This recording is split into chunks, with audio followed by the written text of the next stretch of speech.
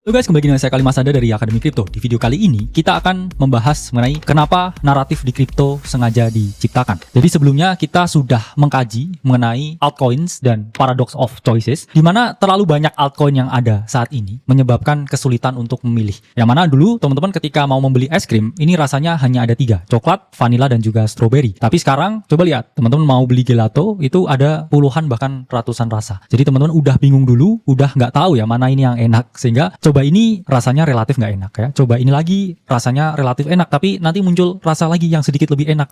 Dan segala kebingungan tersebut akhirnya menyebabkan paradox of choices. Jadi kebingungan untuk memilih karena terlalu banyak pilihan, itu nanti akan menyambung juga dalam esensi yang akan kita bahas di video ini. Teman-teman kira-kira sadar nggak ketika berbagai altcoins ini mengalami kenaikan, ini selalu bergantian? Apa maksudnya bergantian? Jadi coba deh teman-teman pahami. Misalkan minggu ini yang pump itu koin artificial intelligence. Coba teman-teman pikir, minggu depan pump lagi nggak kira-kira koin-koin artificial intelligence? Atau kira-kira berubah ke sektor dan naratif yang lain? Jawabannya adalah selalu berubah. Misalkan minggu ini artificial intelligence mengalami kenaikan. Minggu depan mungkin yang naik adalah sektor RWA. Mungkin minggu depannya lagi atau bulan depannya lagi yang naik itu adalah meme coins. Dan kemudian mungkin minggu depannya lagi atau 2 minggu lagi yang naik itu adalah DeFi atau decentralized finance. Dan seterusnya. Di situ kita mempelajari satu pola dan juga satu kecenderungan bahwa memang uang yang ada di market kripto itu terbatas. Nah, kalau memang smart money ini punya semua uang di dunia, ya bisa aja. Misalkan BlackRock itu beli Ondo nggak hanya 95 juta US dollar. Mungkin bisa beli langsung 1 billion di market. Tapi pertanyaannya, ketika BlackRock ini beli 1 billion di market, Ondo ini langsung naik berapa ribu persen? Dan pertanyaannya, kalau Ondo naik berapa ribu persen, apakah itu menguntungkan untuk BlackRock? Jawabannya tidak. Karena BlackRock tidak tahu ini mau dijual ke siapa. Yang ada malah developernya Ondo atau para penciptanya Ondo langsung nge-market sell. Ya, thank you BlackRock for the liquidity,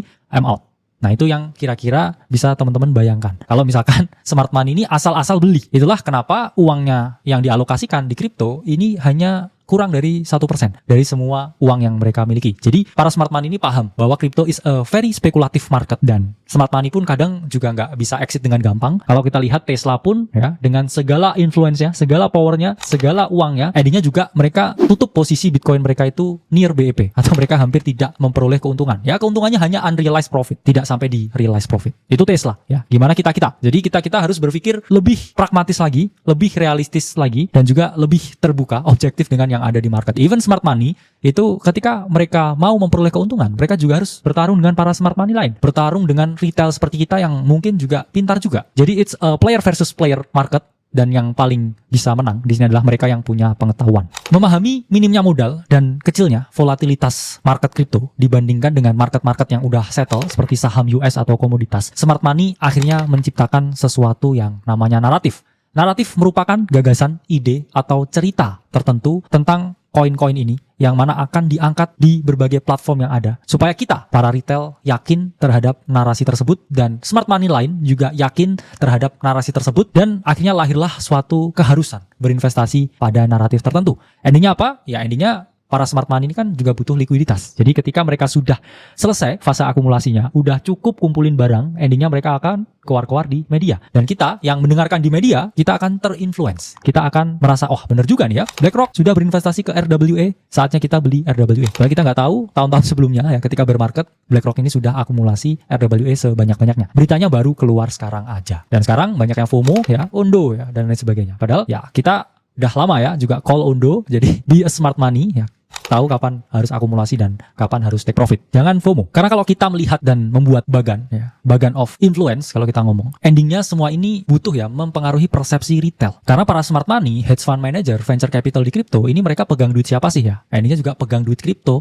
Di sini kita bisa melihat bagan skema kripto naratif. Di mana di sini kita tahu endingnya, goalsnya, tujuannya. Semua itu adalah mempengaruhi persepsi retail. Para smart money, hedge fund manager, kemudian venture capital, dan para bankir-bankir besar. Ini siapa sih duitnya yang dikelola? Ya, jawabannya adalah duit para retail. Dan mereka lawan siapa sih di market? Ya, intinya juga lawan retail lain yang tidak berinvestasi pada mereka. Sehingga di sini ya kita tergantung mau ikut kapalnya siapa. Itulah mengapa kita paham di sini para smart money itu endingnya mempengaruhi pikiran kita, menginfluence pikiran kita dengan berbagai kendaraan, dengan berbagai alat yang mereka miliki. Jadi di sini kita bisa melihat smart money selalu memiliki tujuan pribadi. Apa tujuan pribadinya? Ya mereka ingin cuan, atau mereka juga ingin likuiditas akan barangnya. Kemudian kedua, ada kebutuhan publik tentang sesuatu. Ya, misalkan kayak kemarin pandemi misalkan. Itu mengharuskan kita stay on home dan naratif metaverse menjadi bertebaran dan sangat panas pada akhir tahun 2021 karena semua orang berpikir ya kita membutuhkan platform untuk bisa saling bertemu meskipun kita ada di dalam rumah. Dan ketiga ya, kita bisa melihat herding investor atau kecenderungan adanya social proof di masyarakat itu sangat tinggi. Misalkan gini, tiba-tiba di satu ruangan ada 100 orang dan 20 orang tiba-tiba lari keluar ruangan. Apa yang terjadi? 80 lain tuh pasti memiliki kecenderungan untuk mengikuti yang 20 ini lari keluar. Begitu juga dengan kripto sekarang. Kalau misalkan ada 10 orang di dalam kelas ya, misalkan kuliah, 4 temannya ini berinvestasi kripto dan mereka heboh ngomongin kripto. Apa yang terjadi? 6 lainnya ini akan kepo dan mungkin 4 dari 6 yang sisanya ini juga endingnya juga akan berinvestasi di kripto karena lahirnya herding behavior. Lahirnya social proof. Karena orang lain melakukan ini, saya juga harus melakukan ini. Kalau saya melakukan ini, orang lain melihatnya keren.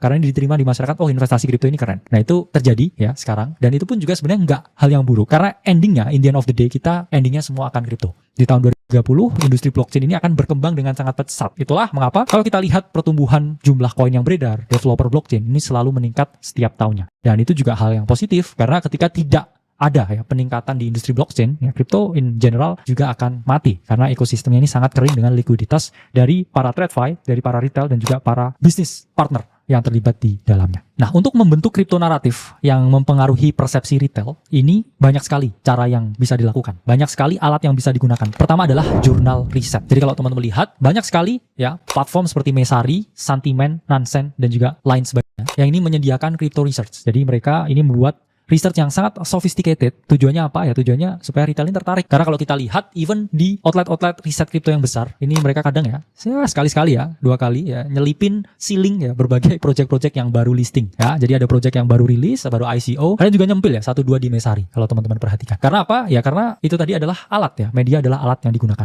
Dan ketika teman-teman ini lihat, oh jurnal riset, apa persepsinya? Wah ini pasti sangat scientific base ya. Ini selalu berbasis data kuantitatif ya. Riset yang berkali-kali diuji, ya ini pasti benar. Nah, itu kan yang akan ada di pikiran dan juga persepsi teman-teman ketika teman-teman melihat jurnal riset yang berbasis kripto. Kemudian kedua ada media sosial ya. Kalau teman-teman lihat sekarang project-project apapun atau smart money manapun, ini juga selalu menggunakan platform-platform seperti Twitter, Discord, Telegram, Instagram, Facebook dan WhatsApp ya untuk menggaungkan ya mereka ini punya brand. Karena in the end of the day sebagus apapun project kriptonya, produk kriptonya, kalau marketingnya jelek, kalau brandingnya nggak bagus, ya nggak ada orang yang mau melirik. Ya, it's a game of attention and information. Ya, currency terbesar itu adalah atensi dan juga informasi. Teman-teman harus tahu ya, kalau berbagai developer itu tidak menggunakan sosial media, smart money itu tidak menggunakan sosial media dengan rapid dan juga masif, ya intinya kripto naratif ini tidak akan terjadi. Dan persepsi teman-teman ya sebagai para retail ini juga tidak akan terbentuk. Itulah mengapa ya sangat fungsional sekali adanya sosial media dengan perkembangan kripto naratif untuk mempengaruhi persepsi retail pada saat ini. Dan yang ketiga itu adalah influencer. Ya, sekali lagi influencer itu tidak buruk teman-teman. Kenapa? Karena kalau nggak ada influencer, ya nggak ada orang yang tahu tentang kripto. Influencer itu sebenarnya tujuannya positif. Cuman teman-teman harus hati-hati. Ada beberapa influencer tertentu yang memang red flag ya. Saya ngomongnya di luar negeri. Karena mereka terlibat dalam paid seal. Apa itu paid seal? Jadi paid seal itu merupakan suatu kerjasama yang dilakukan antara developer dan juga influencer. Jadi developer ini tahu nih, this influencer ya ini punya kredibilitas yang bagus, followernya banyak. Biasanya mereka kalau nggak dikasih uang, ya alokasi token dari project mereka. Dan ketika influencer ini promo, harapannya banyak retail yang FOMO ya. Promo jadi FOMO, terus beli projectnya. Dan apa yang terjadi? Ya ada kecenderungan turun. Karena developernya ya harus bayar biaya marketingnya ya. Influencernya juga harus jual koinnya karena mereka merasa udah mempromosikan ya. Saya dapat apa kalau nggak saya jual tokennya. Dan itu yang terjadi ya.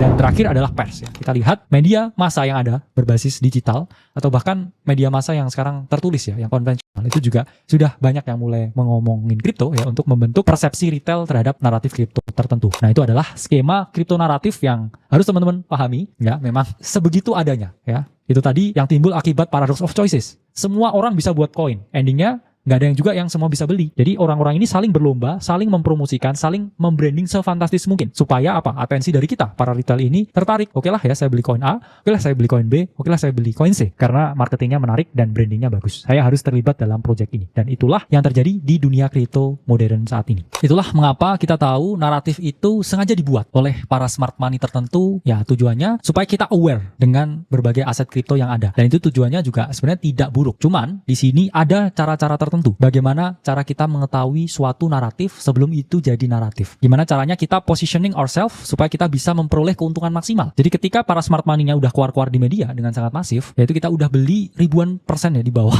ya, dan kita akan memperoleh keuntungan yang berkali-kali lipat. Karena teman-teman harus ingat 97% itu akan gagal di pasar keuangan. Yang berhasil ini hanya 3%. Jadi gimana cara menjadi 3% yang berhasil? Jawabannya adalah melakukan apa yang 97% ini tidak lakukan. Sesimpel itu.